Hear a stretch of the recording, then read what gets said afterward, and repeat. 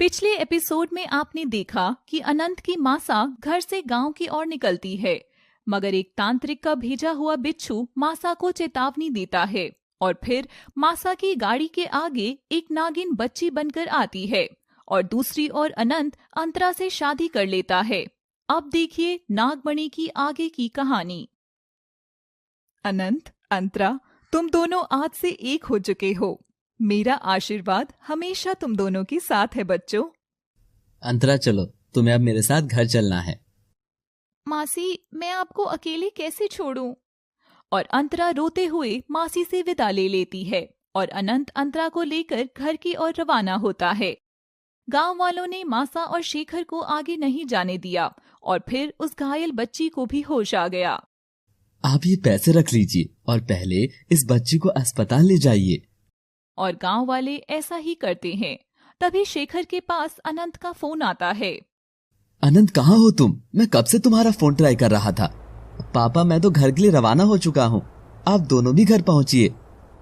और शेखर और मासा भी वापस घर की ओर मुड़ जाते हैं। ये कैसी अनहोनी होने वाली है? कहीं मेरे परिवार को कोई खतरा तो नहीं? अंतरा गाड़ी में अनंत के साथ थी और खिड़की के बाहर देख रही थी। अनंत, गाड़ी रोको जल्दी। अनंत गाड़ी रोक देता है। क्या हुआ अंतरा? मुझे उस खंडर में जाना है। इतनी शाम को इस वीरान खंडर में जाना है? पर क्यों? अनंत, मेरा पूरा बचपन इसी गांव में बीता है।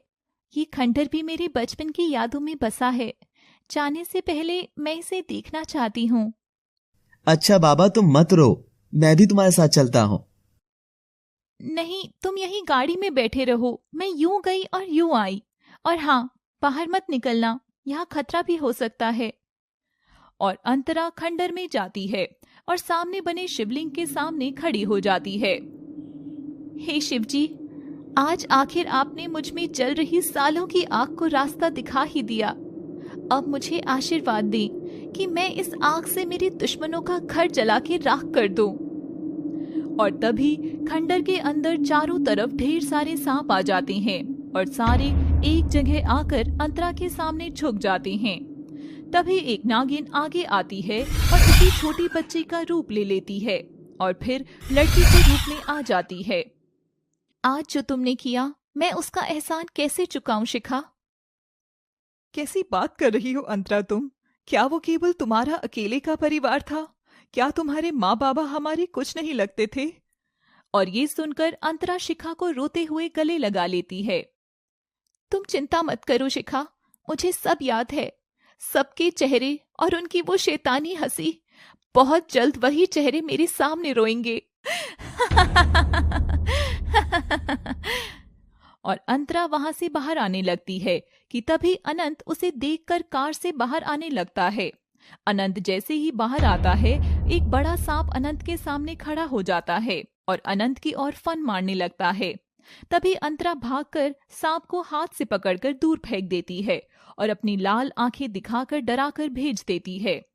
अनंत यह देखकर चौंक गया। अंतरा, ये क्या? तुमने सांप को ऐसे ही हाथ से पकड़ कर फेंक दिया? अगर वो तुम्हें कुछ कर लेता तो? ऐसे कैसे कर लेता? ये सब मेरे दोस्त हैं और तुम्हें कुछ हो जाता तो? मैं मेरे पति को बचाने के लिए सांप तो क्या, नागिन से भी भिड़ जाऊं? अनंत अंतरा की बात सुनकर हंसता है। अच्छा चलो, घर चलना है, सुबह तक हमें घर पहुंचना है। और उधर मासा घर पहुंच जाती हैं और घर में घुसते ही अपने कमरे में जाकर दरवाजा बंद कर लेती हैं। इन्हें क्या हुआ जी? ये बिना कुछ बोले ही कमरे में चली गई। पता नहीं क्या हुआ। और अगली सुबह अनंत और अंतरा भी घर पहुंच जाते हैं। अनंत अंतरा को गेस्ट रूम में रोक देता है। अंतरा, तुम यहीं रुको, मैं पहले घर वालों से बात कर लेता हूँ। और सुलोचना मासा को भी बाहर बुला लाती हैं। मेरा बच्चा, कैसा है तू? शेखर, मैं जानती थी हमारा बच्चा बिना हमारी इजाजत के कोई कदम नहीं उठाएगा। देखो। Look at that.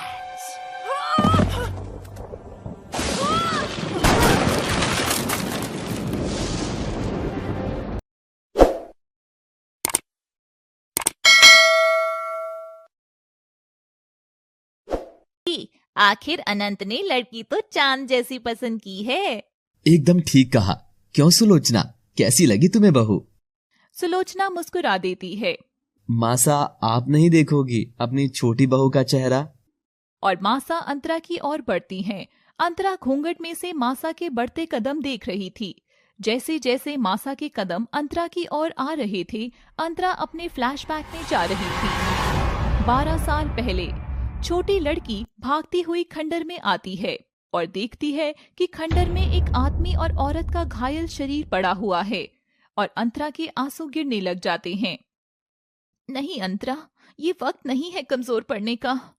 और मासा अंतरा के पास आकर उसका घूंघट उठाती हैं और अंतरा को देखती हैं। अंतरा को देखकर मासा के चेहरे से पसीने गिरने लग जाते हैं और मासा घबराकर पीछे हट जाती हैं।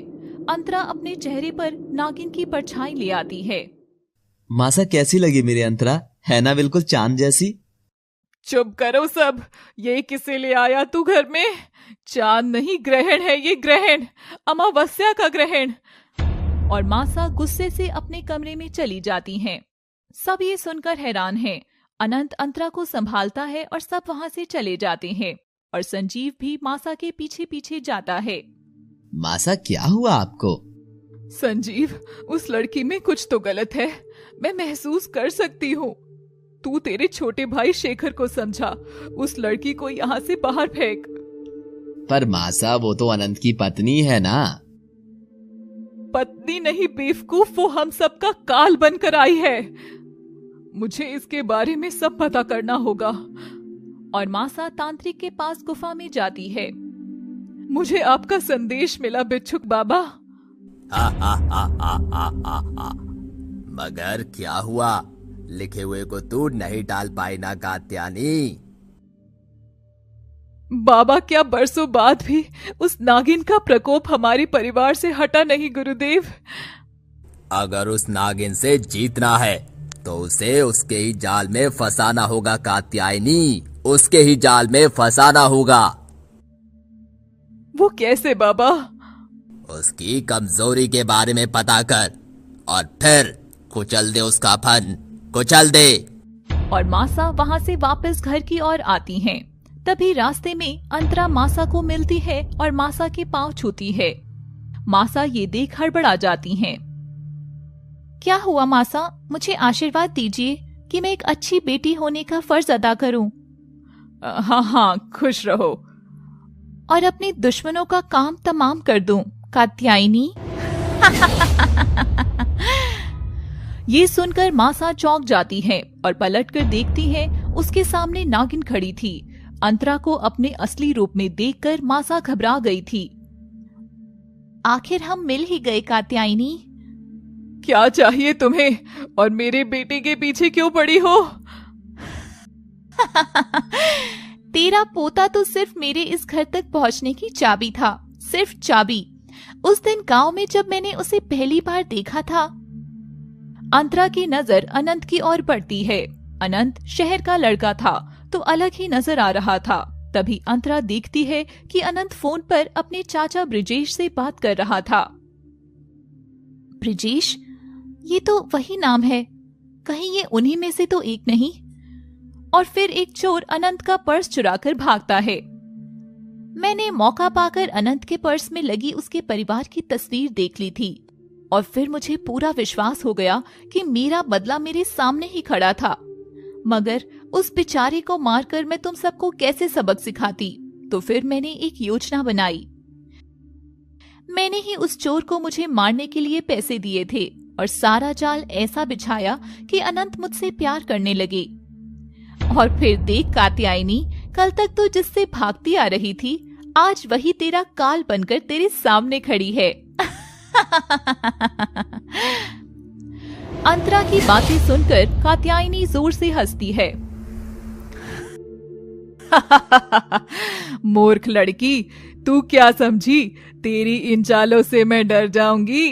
तू भूल मत, वो शक्ति आज भी मेरे पास है और मैं जानती हूँ तू वही हासिल करने आई है ना। जब तक वो शक्ति मेरे पास है, तू मेरा और मेरे परिवार का कुछ नहीं बिगाड़ पाएगी। मुझे मेरी वो चीज लौटा दे कात्यायनी। वरना मैं तुझे मार डालूंगी। और अंतरा कात्यायनी पर हमला करती है, मगर जैसे ही वो उसे मारती है वो दूर जाकर गिरती है।